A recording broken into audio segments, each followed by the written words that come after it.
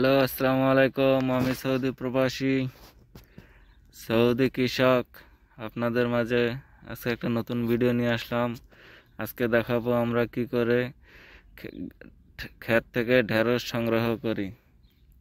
তো ঢেঁড়স সংগ্রহ করার আগে বালতি সিরিয়াল করে রাখছি, কিছুক্ষণ পরে লোক আসবে, এখনো এসে পারে নাই। তো লোক যখন আসবে সবাই সিরিয়ালে ধরে শুরু করবে। আমি একা একা তুলতেছি, এখনো লোক আসেনি, তার একটু ভিডিও আপনাদেরকে দেখালাম। এই দেখেন ঢেঁড়স, হাতে মোজা দিয়ে নিতে হয়, না হলে প্রচুর পরিমাণে হাত চুলকায়। এরকম তোলার পরে একটা একটা করে প্রতিটা গাছ ভালো করে চেক করতে হয়, তারপরে সব নিতে হয়। এই দেখেন, এরকম করতে করতে অনেকগুলো তুলে ফেলবো। ওই যে লোক চলে আসছে, দেখেন বলদিয়া লোক গাড়িতে করে। এরা মূলত আসে আমাদের এখানে ঘন্টা হিসাবে কাজ করে। এরা কোম্পানিতে ডিউটি করার পরে আমাদের এখানে আসে ঘন্টা হিসাবে কাজ করে, 10 টাকা করে ঘন্টা।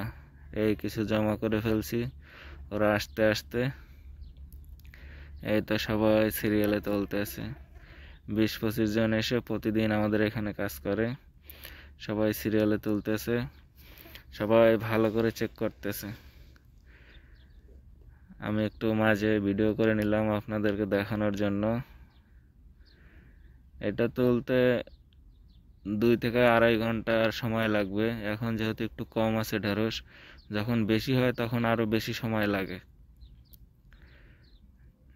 এই তোলার পরে আমরা আবার এটা প্রসেসিং করি, বড় ছোট আলাদা করি। যখন একটু বালতি ভারী হয়ে যায় তখন সবাই এসে ঢেলে বালতি থেকে ঢেঁড়স ঢেলে দেয়, যাতে ওজনটা কম হয়, তুলতে সুবিধা হয়। সবাই ঝুড়িতে ঢেলে দিতেছে। একজনের পানির বোতল পড়ে গেছে, ডালার সময় পানির বোতল রাখছিল উনি। তো এই ঝুড়িতে ঢালার পরে আমরা এগুলো নিয়ে যাব অন্য এক জায়গায়, নিয়ে ছোট বড় আলাদা করব। আলাদা করার পরে আবার ঝুড়িতে এই রকম করে সাজিয়ে রাখি মার্কেটে যাওয়ার জন্য। আজকের মতো এখানেই শেষ করছি, আবার নতুন ভিডিও নিয়ে হাজির হব। যারা আমার ভিডিও দেখতেছেন তারা সবাই লাইক কমেন্ট শেয়ার করবেন, অবশ্যই ফলো দিয়ে রাখবেন। যারা ইউটিউবে দেখবেন প্লিজ সাবস্ক্রাইব করে দিবেন। আসসালামু আলাইকুম।